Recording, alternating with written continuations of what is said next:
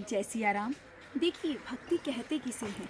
भक्ति का अर्थ है जीवन रहते रहते प्रभु को प्राप्त कर लेना। मर जाने के बाद स्वर्ग है या नरक है, इस पे तो प्रश्न खड़ा होता है। कई लोग कह तो देते हैं, लेकिन वास्तविकता में हर कोई मानता नहीं है स्वर्ग नरक को। मीराबाई भजन करती थी, इसलिए नहीं करती थी कि मरने के बाद उन्हें स्वर्ग की प्राप्ति होगी, नहीं, उन्होंने जीवन रहते रहते ही गिरधर को प्रकट करके दिखा दिया।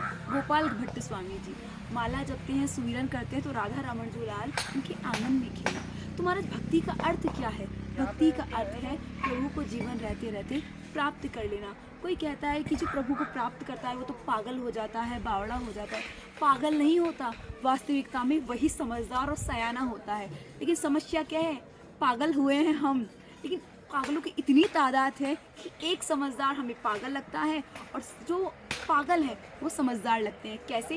एक छोटी सी कहानी बताती हूँ कि एक गांव में एक आदमी था, उसकी नाक कटी हुई थी।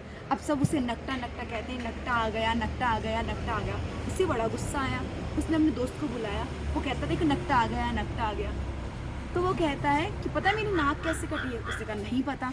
तो कहा कि मैं अपने गुरुदेव के पास गया था, गुरुदेव ने कहा कि नाक काट लो, नाक अभिमान का प्रतीक है, बिहारी जी के दर्शन हो जाएंगे। तो कहा तुझे हुए? क्यों नहीं हुए, इन्हीं आंखों से मैंने देखा है बिहारी जी को। तो कहा मैं काट लूँ, तुझे भी हो जाएंगे।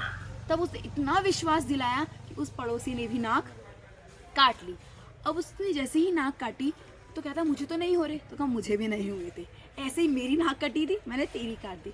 अब पड़ोसी ने पड़ोसी की काटी, पड़ोसी ने पड़ोसी की काटी, तो ऐसे क्या हुआ? करना ही जपन जना, सभी पूरे गाँव वासी महाराज नकटे हो गए। अब उस गांव में एक व्यक्ति आया जिसकी नाक थी। अब सब उसे चढ़ाने लगे, नक्कू आ गया, नक्कू आ गया। अब जिसकी नाक थी उसे शर्म आए महाराज, उसे अपने आप में ग्लानि हो कि मेरी नाक क्यों है। ऐसा हो क्यों रहा है? वास्तविकता में वो परिपूर्ण है, लेकिन चूंकि सभी नकटे हैं, सभी की नाक कटी हुई है, तो एक नाक वाला भी अपने आप को ही दोषी मान रहा है। तो कहने का अर्थ ये है महाराज कि वास्तविकता में तो जिसको गोविंद की प्राप्ति हो गई है वही समझदार है। लेकिन हम पागल क्यों कहते हैं? क्योंकि हम सब पागल हुए हैं। इसे संत कहते हैं इन्हीं बिगड़े दिमागों में भरे अमृत के लच्छे हैं, हमें पागल ही रहने दो, हम पागल ही अच्छे हैं। जैसी